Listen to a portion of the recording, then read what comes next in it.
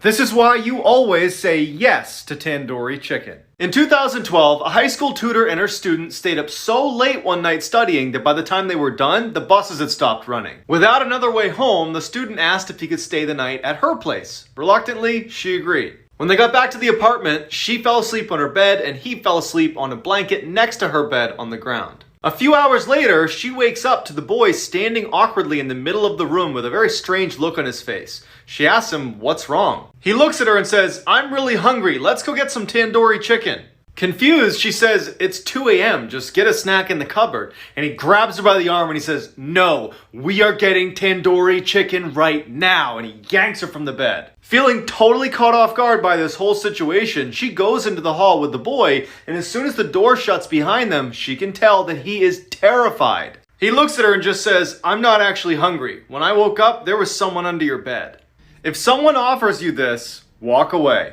In 2016, a man was staying at his friend's cabin in the woods when he decided to go for an evening stroll. A little ways down the trail, he hears someone call out from behind his neighbor's house. He looks up and he sees this skinny guy pop out from behind the building who starts waving frantically at him to come over. Worried this guy could be in trouble, the man takes off running to assist, but when he gets close enough, the neighbor just offers him a fistful of Slim Jims and starts talking about how much he hates his wife. Sensing there was something wrong with this guy, he says no thank you to the Slim Jims and walks away. The next day, the man calls his friend who owned the cabin to ask him what the deal was with his weirdo neighbor. There was silence on the phone, and then his friend just says, "I don't have any neighbors." The police are called, and it turns out his neighbor was really some lunatic who had recently killed his wife and had been hiding out in the abandoned cabin next door.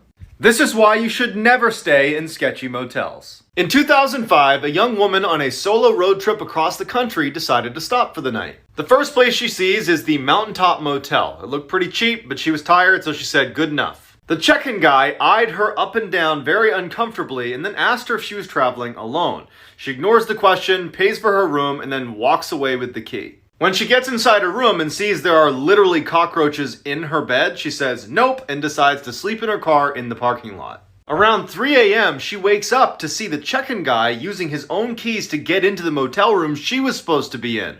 A few minutes later, he storms out and slams the door and starts walking towards her car. Terrified, she hides under her blanket as the man tries to open her car doors but can't and walks away. She speeds off and calls her friend and asks her to look up the address of Mountaintop Motel so she can give it to police. Her friend's quiet for a second and then just says, "The Mountaintop Motel closed a week ago."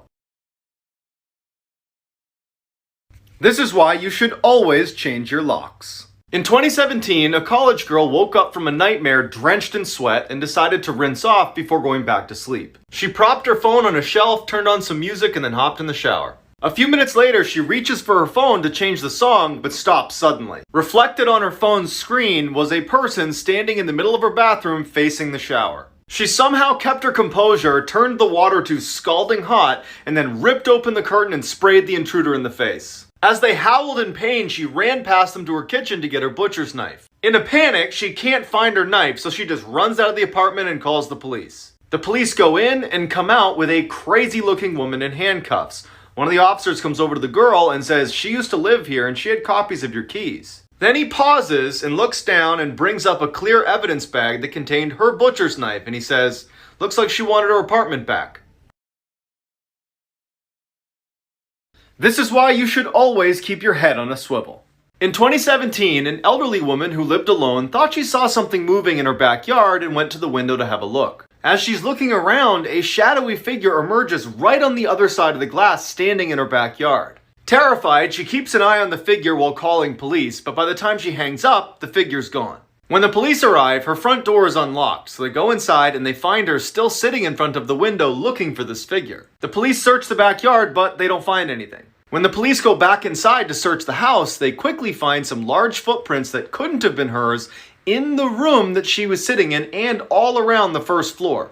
That's when they realized what was going on. She wasn't seeing a shadowy figure in her backyard. She was seeing the reflection of someone in the room with her. This is why you should always sleep with your lights on. In 1991, a man named Christopher Case was found dead in his bathtub, fully clothed in the fetal position. When police interviewed his best friend Sammy, she told them about a very disturbing phone call she got from him the night before he died. On the call, he told her that the previous night he had woken up to what sounded like whispering coming from underneath his bed. When he went to look, he couldn't move. As he laid helplessly, he watched a black figure pull itself out from underneath his bed. Once it was fully upright, it reached down and began choking him until he passed out. The next morning when he came to, he felt his neck and it was swollen and bruised. And then he saw blood on his hands and he saw that there were deep, uniform incisions on each of his fingertips. As he's saying all this to Sammy and telling her how scared he is to go to bed that night, he suddenly stops and he says, "I hear whispering outside my room." Then the phone went dead. This is why you never go to the well on your own. In 1983, a young boy was camping with his family on Roan Mountain in North Carolina when his mom asked him to head on down the path and get some water from the well. When the boy didn't return, his mom went to check on him and he was gone. A massive search party was launched to find him, but with temperatures rapidly dropping and finding no trace of him, the family braced for the worst. Then, miraculously, on the 7th day of the search, the boy shows up on the mountaintop in an area they had already searched, healthy and clean. When they asked the boy, "Where have you been?" he said he had been at the well when a tall, faceless man showed up behind him, scooped him up, and brought him to the top of the mountain where he kept him in his cabin all week. After the boy gave a very detailed description of exactly where this cabin was on the mountain, the police were eager to go find it and confront this guy. But the park superintendent just raised his hand and said, "Guys, it's pointless. I've worked here 40 years. There are no cabins on Roan Mountain."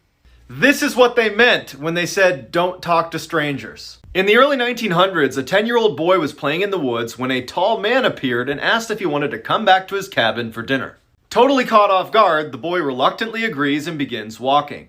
When they get to the cabin, the boy is relieved when he sees Paul, a family friend, sitting on the porch, so the boy happily goes inside. After they eat, the boy says thank you to the strange tall man, says bye to Paul, and then he leaves. He had only walked a few steps when he sees his family, along with Paul, running up the path towards him, frantically asking if he was okay. Confused, the boy says, "I'm just fine," and he looks at Paul and he's like, "Why didn't you tell them I was with you at the cabin?" And he points over his shoulder. Paul glances over the boy's shoulder and then narrows his eyes and says, "You were kidnapped by a cult 3 days ago. No one's seen you." Terrified, the boy turns around to look at the cabin he just came from, and it's gone. All he sees is a dark forest that stretches